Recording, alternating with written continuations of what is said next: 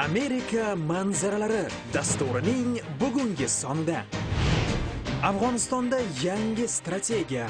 Amerika 2011-yilda bu notinch o'lkani tark etmoqchi. SPIDning tarqalishi sekinlashgan, ammo hamon insoniyatga xavf solmoqda.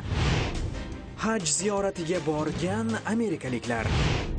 Bu va boshqa dolzarb, rang-barang mavzular tafsiloti bilan Amerika ovozi televideniyasining Washingtondagi studiyasida Navbahor Imamova. Assalomu alaykum. Qo'shma Shtatlar xalqi va hayoti, tashqi siyosati va global mavzular haqidagi ko'rsatuvimiz huzuringizda. Barack Obamaning Afg'onistonga yana 30 ming askar yuborish qarori nafaqat bu mamlakatdagi uzoq yillik mojaro, balki ekstremizmga qarshi global kurashda yirik burilish sifatida talqin qilinmoqda. Dunyo tinchligi xavf ostida ekan, AQSh rahbari ittifoqchi davlatlarni ham bu kampaniyaga yirik hissa qo'shishga chaqirmoqda. Shohruh Hamro yangi strategiyani sharhlaydi. Prezident Obama Afg'onistondagi harbiy missiya ahamiyatini shunday tushuntirmoqda. Bu urush nafaqat NATO tashkiloti uchun sinov. Gap bizga do'st davlatlar xavfsizligi, qolaversa dunyo tinchligi haqida ketmoqda. AQSh kelasi 6 oyda Afg'onistonga yana 30 ming askar jo'natib, u yerdagi qo'shin sonini 100 mingga yetkazmoqda. Qaror ijrosi bunchalik tez bo'lishi kutilmagan edi. Prezident Obama Afg'onistonga qo'shin yuborayotib, urush natijasi uchun javobgarlikni bo'yniga olmoqda. Kim Kagan harbiy tarixchi, urush va mojarolarni o'rganuvchi institut rahbari, Afg'onistonga doir maslahat kengashi va muhokamalarda bevosita ishtirok etgan. Uning aytishicha, Amerikaning Afg'onistondagi qo'mondoni Stanley McChrystal vaziyatni o'rganib, xulosalarini prezidentga ochiq bayon qilgan. Ochig'ini aytadigan bo'lsak, Afg'onistonda Tolibonga qarshi samarali kurash olib borish uchun qo'shin, resurslar yetmayotgan edi. Strategiya mahalliy aholi xavfsizligini ta'minlash, Afg'on armiyasi malakasini oshirish va jangarilarga qarshi kurashdan iborat. Buning hammasi bir paytning o'zida. Yaqinda Afg'onistonda bo'lib qaytgan tahlilchi Michael O'Hanlon Obamaning qo'shin sonini oshirayotgani to'g'ri qaror deydi.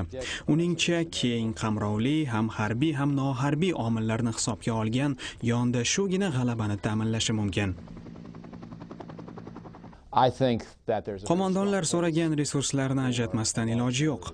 General McChrystal Afg'onistondagi vaziyatni chuqur tahlil qilib, madad so'ramoqda.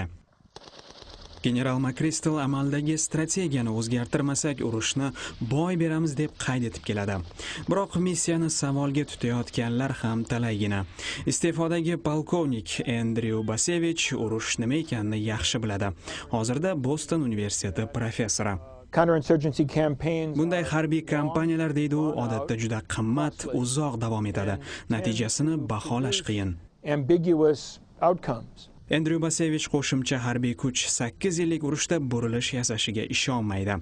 Al-Qoida va unga aloqador terrorchi guruhlarni yengishni maqsad qilish oson, ularni yo'q qilish amri mahol, deydi u.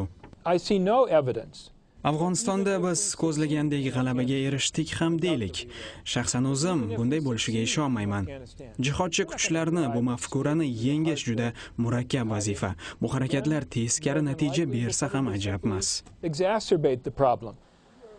Polkovnik fikricha, musulmon davlatlariga ajnabiy kuchlarni yo'llash ekstremistlar safi kengayishiga olib keladi. Afg'onistonda cheksiz kampaniya olib borish uchun AQShda na mablag', na boshqa resurslar yetarli. Barack Obamaning ta'kidlashicha, 2011-yilning iyulida Amerika javobgarlikni mahalliy hukumat va armiyaga topshirib, qo'shinlarini chiqara boshlaydi. Bu Iroqdagidek aniq belgilangan sana emas, deydi rasmiylar. Polkovnik Andrew Basevich bu taxmin xulosalarga qo'shilmaydi. Ishni 3 yilda bitkaza olmaymiz, deydi u.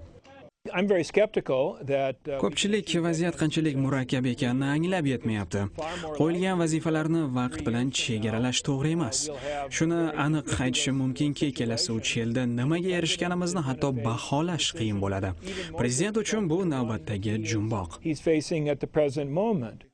Aksariyat sharhlovchilar nazarida Afg'oniston Barack Obama prezidentligining qolgan muddati va agar ikkinchi marta saylansa, keyingisida ham dolzarb mavzu bo'lib qolaveradi. Alpisin Shohruh Hamro, Amerika ovozi televideniyasi. Obama Afg'oniston kelajagi bu xalqning o'z qo'lida deydi. Amerika u yerda davlat qurish bilan shug'ullanmoqchi emas.